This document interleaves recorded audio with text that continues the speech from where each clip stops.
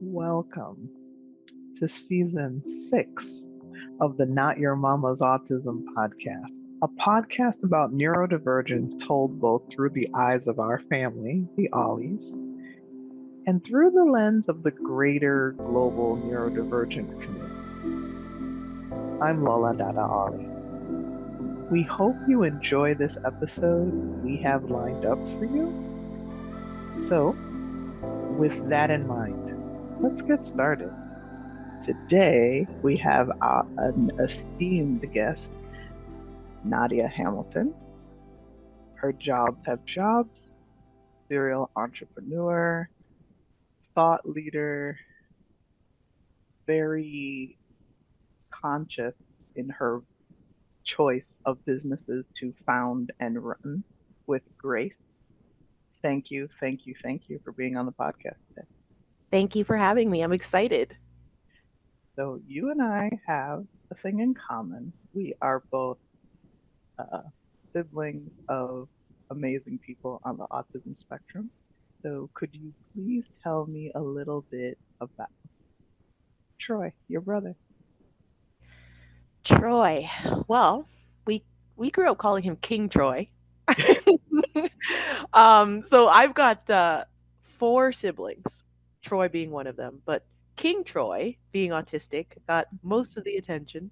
And Yeah. if Troy wanted to do something or if he wanted to go somewhere, eat at a certain restaurant, we were all going. So as you probably are very familiar, Troy's autism made him special. And I use that word intentionally because he's special to us, but he's special because of the ways that he thinks and the ways that he sees the world and his perspectives. Everything is different, everything is unique, and it adds such color to our lives from the time that he was young. So yeah, we called him King Troy. He is my younger brother, and he's directly below me in terms of the sibling chain, and we're pretty much the closest, I think, of all of our siblings.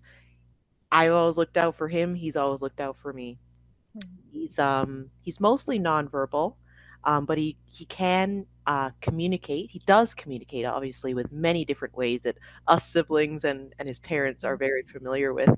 He's very kind and he's very loving and he's so happy. So he's always smiling and he loves to put together train sets and he's kind of obsessed with the White House for some reason. We grew up, my dad was always watching CNN, and I guess like Troy just has a fascination with the White House, so he's always building it and drawing it and he loves looking at it. And yeah, he has sometimes he stims, sometimes he jumps and leaps. He loves basketball, so he's as still as ever when he's watching any basketball game. And he really is my inspiration for everything that I've done career wise.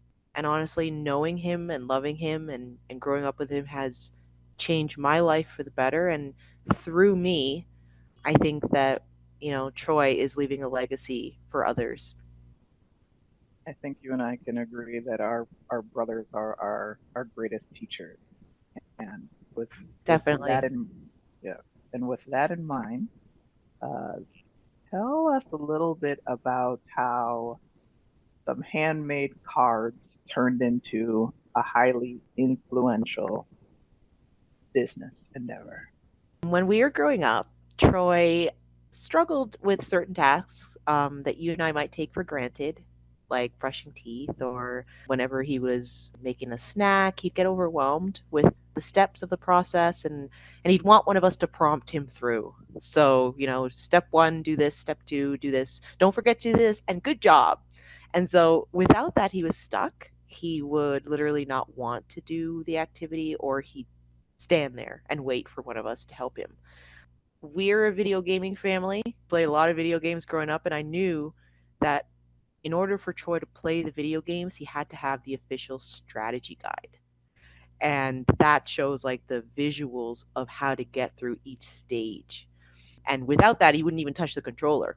And so I put two and two together, and I have an artistic background as well. So I started drawing out step by step guides for brushing teeth, for getting dressed in the morning, for making your bed, for what to do when you come home from school. And I posted them to the walls of our apartment where we grew up in Toronto, Canada.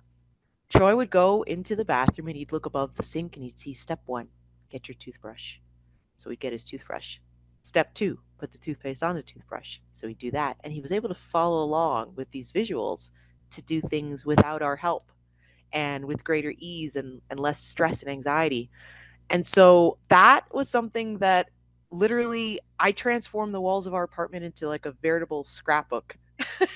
But it worked. It gave him the structure that he needed to do these things. And so when he graduated from high school years later, and it became painfully aware to both him and us that the world was not designed with his needs in mind.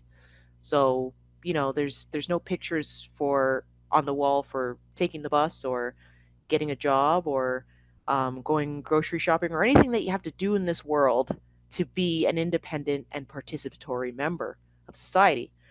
And so Troy graduated to the couch. He literally graduated and would sit on the couch and play his games every day. And here I was facing a world of opportunity after I graduated from university. And in my mind, it was the greatest injustice. I lost sleep. I would just think, why what does his life have to stop now? Why does his exploration of the world have to be cut off arbitrarily? And so I started like really like racking my brain, like what can I do? Like what can I do? How can I help my brother? This is really the only thing I want to do after I graduated from university. I mean, I was thinking about joining the police force, but and I'm passionate about service, but I'm more passionate about my family, my brother. I love him so much. And so around the time that I was like literally thinking through all these things, what can I do? What can I do? I opened my computer screen and in the corner on the internet it literally said social business opportunity competition opportunity. Enter and you can win funding to start a social purpose business. I had no idea what a social purpose business was. I studied history and political science. I had no idea what business was. But I had an idea. I was like, well, what if I was able to digitalize and gamify that hand drawn step by step paradigm that I knew worked with Troy? I was remiss to mention that I also worked with others in the community across the spectrum of ability as a support worker throughout university. And I did the same thing for them too. I drew out those guides. So I knew providing people with visual, structured guidance could help mitigate the chaos and the the overwhelming nature of many processes in the world and environments and prepare them before they even go into an environment. What can you expect? Is it going to be loud? Is there going to be a lot of people?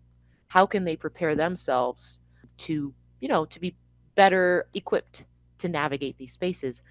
And so I knew I had the hand drawn paradigm. Technology was on the rise. Everybody has a cell phone.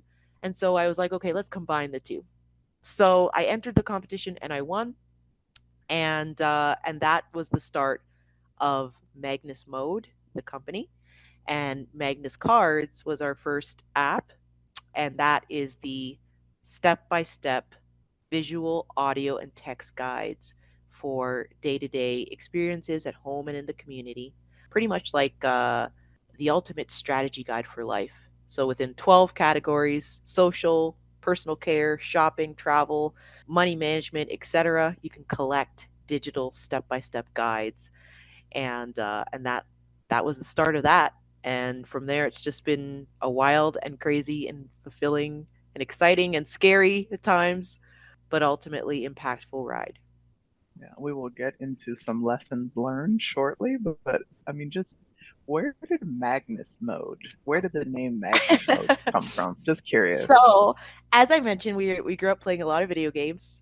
We would all the siblings gathering around, even if one person is playing, we're watching. Hey, top left, up, top left, go down there. We're all kind of participating.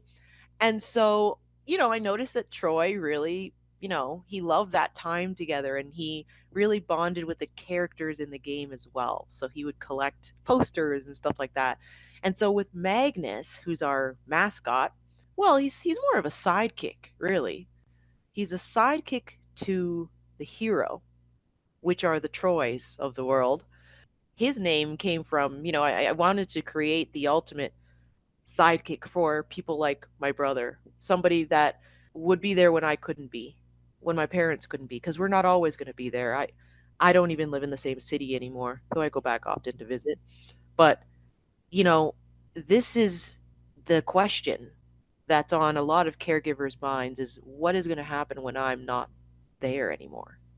Whether you're not in the room or, maybe you're no longer with us. And my dream, my vision is to empower independence, empower agency, and empower the day to day freedom of individuals, but also enable caregivers to take a step back. And independence means different things for different people, but take a little bit of a step back and be able to feel that hope and that confidence that there's going to be somebody there or something, some support there. Because in Canada, the cutoff point is usually after you graduate from high school, and there's a lack of Yeah, support similar, after that. similar, similar. Yeah, There's a term so for that. It's called the cliff, right? So services kind of exactly. just vanish. Yeah. Yeah, So and I long. picture like the Wile E. Coyote, or like running, running, running, and then he goes off Yep. the cliff and then Yep. The falls. service cliff is very, very real. The Yeah, people, society loves to focus on children as though people who are neurodivergent, people with never grow up. disabilities, never grow up. I've Yeah. never understood that ever, but clearly that's above my pay grade. I just have a little Well, I podcast think it's and because tell stories. I think it's because people like they like the cuteness of the kids, and they focus on Yeah, that. yeah, But yeah, it's yeah. unfortunate. So So, that's where Magnus came from, and so Magnus actually means great in Latin. I chose that name because mm, Mega Man was mm, taken, mm, and mm, mode is way of doing things. So Magnus yeah. mode. So I'm sure you have many a testimonials, but to add context and add some richness to all that you have just said, walk us through what one of those categories would be like. So, some type of life skill, like using public transit, is that one of? Yeah. So, walk us through what that would look like and how caretakers can feel like their treasured family members are empowered. Okay, I've got actually an anecdote on that. So I worked with a young man, a teenager named Devin, and throughout my time at university, I would go there and help him after school with life skills and whatnot. And this was around the time when I was first developing the the alpha version of the app.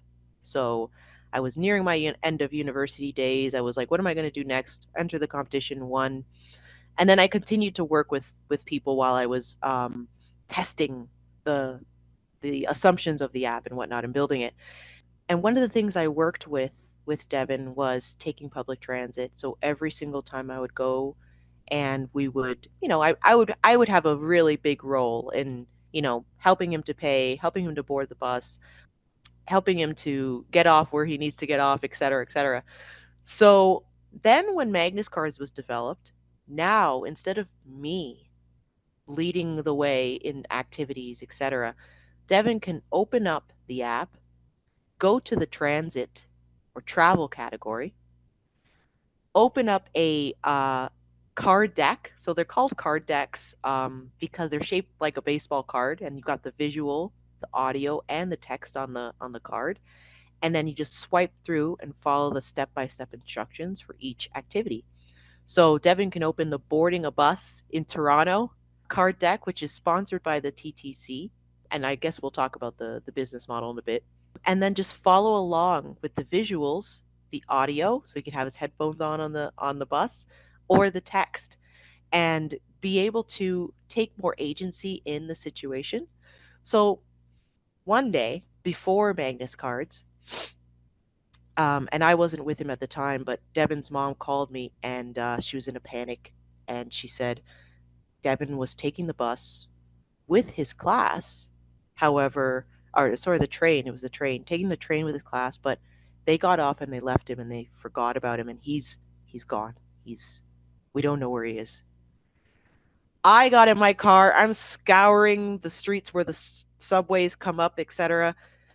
An hour went by. Nobody knows where Devin is. I am having a panic attack. His mom is getting gray hair every single second that's going by. Finally, somebody is able to spot him and he's on the train, but you know what he's doing? He's on his phone. And Oh, he's so focused on his phone that he didn't notice his classmates leave, but then he did notice and he got stressed and he was, somebody noticed that he was rocking back and forth in his chair, etc., and then they were able to alert the security. But his mom said to me, if we had Magnus at that point, because Devin can he can see where he's at in the instruction and he can see what the next step is. Magnus even provides mm, how to get help if you're in this, if you're lost or if you're stuck at a certain point. Anything could have mitigated the risk around him never being found again. Anything could have happened. And and so what we are doing with Magnus cards is not only providing the steps to guide someone through the situation, but we're mitigating the risks of that could happen when somebody is on their own. When something doesn't go according to plan as well. So right, how do you right. get help, and how can you, you know, how can you as a caregiver have that greater peace of mind? And that's by giving them whatever tool that you can give them, to mitigate those disaster or emergency situations. So that's just one example, but I'm telling you, nearly I nearly had a heart attack, and I was like Yeah, 21. So like, yeah. yeah, So anyway, that's one example, but we have people are writing in and calling us and all of this stuff saying, usually I have to lead my child by the arm and I have to drag them through the museum. I have to, show them how to brush their teeth and all of this stuff. And now with Magnus, they're leading the way. And we had an event actually at a museum, which was fantastic. We worked with a local autism organization in Columbus, Ohio. We had over 200 people come out, and they were using Magnus cards to follow along, to go through the dino tour, to go through this and do all sorts of activities at the museum because those card decks were in the app. And the parents were telling me that the individuals are usually the ones following along with their group of siblings, but now they're leading their group of siblings and they're saying, okay, now we have to do this. oh, that is Now we have to do so this. So that amazing. change, according to one parent, was literally priceless. And it brought tears to her eyes because she said, now I can see the path from dependency to independence, from boredom and isolation to, being included and part of society and part of groups and just making friends and doing things that neurotypical people do.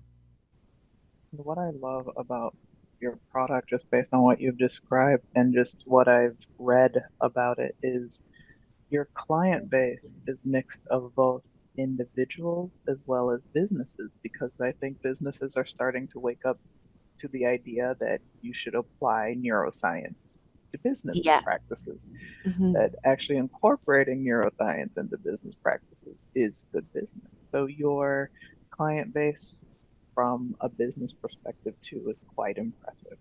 Kraft Heinz, Toronto Zoo, Whirlpool, Trader Joe's. Tell us how you moved from individuals Hmm. to businesses and how you kind of carry the two. Yeah. So this is really something very unique about Magnus cards. And it happened almost completely. Maybe it was an accident, maybe it was meant to be. I don't know. But like I said, I won the social business competition. I outsourced the development of the first version of the app to China. So I had developers in China build a prototype and then tested it with autism organizations in schools. Iterated, tested, launched. I was out of money. Like we had no funding, and then people were saying, "This is great, but we need this feature and this feature and this feature and this and this and this." And I'm like, "Okay, I want to keep going with this, but we need a model here that enables us to fund development and maintenance because it's super expensive to maintain." I started down the grant route, but that's very time consuming. And I remember I was on a talk show, and it's called The Agenda with Steve Paikin. It's a Canadian talk show because we did start in Canada before expanding into the US, and now the US is probably going to overtake Canada in terms of our user base and clients. But I was on the talk show. I get a call after the talk show from a local mental health hospital, a museum, and CIBC, the bank. And they said, "We saw you on the show, and we're looking for ways to better serve neurodiverse customers." At the time, actually, they said autism because neurodiverse was still a term that was not quite as popular as today. So they said autistic and others with cognitive disabilities. And I said, I'm looking for ways to map out different environments and make your services more accessible. And then it came to me like a light bulb over my head. I have to create these card decks, and we were creating them like pretty much like just doing it, like literally taking the photos, putting the text in there, and just mapping out different places on our own and activities. And I said, well, why don't we work together? You're the subject matter of banking, subject matter expert of banking. We're the subject matter experts of autism and neurodiversity. So we can take your customer experience and translate it into digestible steps for this community that are specific to the needs, the learning needs of this community. And so that's how the business model was born. And so, within each of these 12 life skills categories that we have in the app, Whirlpool, transit, subways, airports, airlines, grocery stores, all of the places that we need to interact with on a daily basis, they are like markers on a map. We need to know how to navigate these places and to interact with the people and the services, and they need to know how to interact with us. And so by working with banks and restaurants and other organizations to build card decks that walk people through their services, it's a transformative experience for the organization itself. They are becoming aware of the barriers to inclusion that exist when banking, when going to the grocery store, from the top down, the CEO down. Everybody is becoming aware through our partnership and through the existence of this support tool. And so our model is B2B to C. The companies sponsor the development of the card decks, and then the users, the heroes, and their caregivers access the program for free. And Lola, I was hell bent, determined on making this app free for people in my community. And when I say my community, I just mean anybody who is a user of the app in the autistic and neurodiverse, or even beyond that community. Anybody that thrives with visual step-by-step guides can use the app. And so I wanted to make it free because I grew up in a autism family. One parent was working, one parent was not, and I know how hard it is to have to choose sometimes between a meal or clothing and a support tool for your loved one. And so I wanted to make this free. It's going to be free forever for users, and this business model enables us to do that. I am my transition. I don't even know where to go from here after you said what you I'm just said. sorry. It was so poignant. It was so It almost needed a pause. It needed not just a pause, like a pregnant pause, like a, hmm, let me, ooh, because as though Magnus mode is not enough, you thought, but wait, there's more. Another product offering you now have is the disability experience, which is complementary to Magnus Mode. So Right. tell our viewers and listeners what that is all about. Lola, this whole journey has been, all of a sudden I'll have a really strong feeling, and then it's like an eye-opening moment when I'm like, wait, we need to do this too. And so with the empathy training, I remember I went to, and I won't name the store because, but it was a video game store, and I went with Troy. And Troy, being nonverbal, he was trying to see a game behind the counter. And the person who was working behind the counter didn't like that. Here's a 6 foot, I think he's 6'1", my brother. He's a bigger guy. He's a black man, and he's trying to get behind the counter. And I'm not saying that those things are the reason the store person was triggered, but for whatever reason, he started to overreact and say, "You can't come back here. What are you doing, man? You can't come back here." Blah, blah, blah. I was at the other edge of the store and I came running over because Troy, like I said, he can understand when someone's being aggressive towards him, but he can't explain what he was trying to do and how he had completely innocent intent. And Mm, so I ran over there and I said, "Whoa, whoa, whoa, whoa, whoa. He's autistic. He wants to see a game. He's pointing, and yet, and then Troy started covering his ears, and I explained why he was covering his ears, because some music came on that disturbed him. And so I started to educate this person. And I realized in that moment that I've played that role throughout Troy's entire life. I've been the person amen, sister.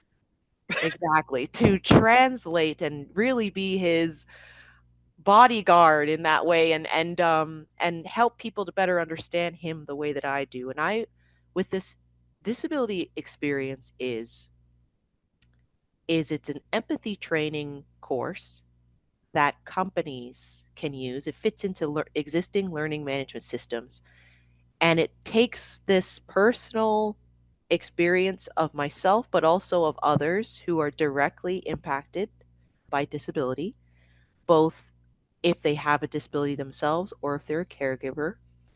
And we tell our stories, we tell our experiences, and we are opening people's eyes in a way that you as a sibling would have growing and learning and loving and living with as close to as possible. I mean, it's never going to be the same, but we want people. It popped in my mind. I said to myself, imagine if everybody saw Troy the way I see him.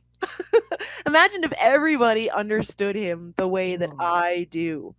And so that is what disability experience is. It is a personal empathy training experience fueled by storytelling, fueled mm, by the point of view of the community. And so we feature people telling what it's like, what sensory overload can be like, how different disabilities experience the world, and the barriers to inclusion that create disability, and the lens of seeing ability in disability as well, and the shifting perspective of people in the disability community, how we're reclaiming disability, we're reclaiming autism as a strength, difference as strength. And it has all of that. It's 20 minutes, and it's pretty brief, but it also mentions Magnus cards and how you can support customers coming through with that. But it really took off. I mean, it was just developed about 6 or 7 months ago and launched, and it's mandatory training at the Giant Company, Harry Reid International Airport, and other organizations. We're talking 20,000, 30,000 staff members getting trained on how to engage, support, respond, understand, and build awareness around people who are different, whether their disability is a parent or not, and how to be a better citizen of the world, and have a heart-filled service attitude. And you can only do that, I think, by having true empathy.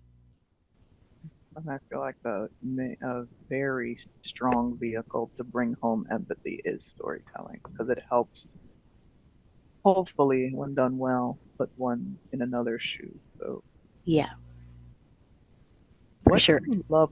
What do you love most about where you are now and where the company is now? What do you love most about what you do every day?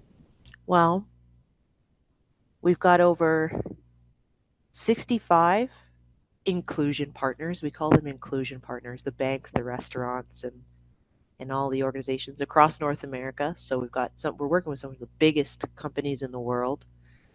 We've got over 150,000 users, heroes in our platform. We've got people all over the world signing up. So we are focused on North America, but I we could see the users in Italy and Kenya and Romania, and it's my favorite thing though. All of that is amazing, and I can't believe it. It's mind blowing. My Absolutely. favorite thing is that just seeing my brother reach for the phone, open up Magnus cards, because he's where it all started, and seeing the impact that it has not only in his life but in other lives. But my favorite thing is that I'm building his legacy in years to come, maybe when we're no longer here. Ah, I hate crying. When we're no longer here, people are going to live differently, live better. And so we're creating impact for years to come. We're sowing the seeds today to change what somebody like my mom, a parent who perhaps has a child and the doctor tells them that their child is disabled or has autism, changes their mindset and gives them more hope. Yeah, that's my favorite part. I think it's the hope that we're bringing to people, and the fact that I can do that by utilizing my love for my brother is a godsend and something I'm very grateful for. So that's it. You, I talk about this in speeches I give, the importance of developing a generational mindset, and I think that's why you and I just connected right off the bat because of just thinking generationally and realizing that it's just not always just about you. It's about what other things can you do on this earth that makes life a little bit easier for somebody else. Exactly. And, and it's sometimes it's hard in this me-centric world we live in, but people like you are proof that, not all is lost. That is for sure. That's How do that's you, exactly how I feel, and I see whenever I go out and I spot someone, I'm like, okay, I know that guy has autism. I know that kid is yep, autistic. yep, yep, Just because I know, I'm just like, I see them. I see an extension of my own family.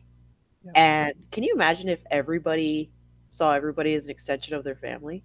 Like, Uh, it's there would be no wars or anything like that. I mean, and this is what we're here for. We're here to serve each other. And so, we were created to serve, I believe. And so this is just it's something that comes naturally to me and it feels good.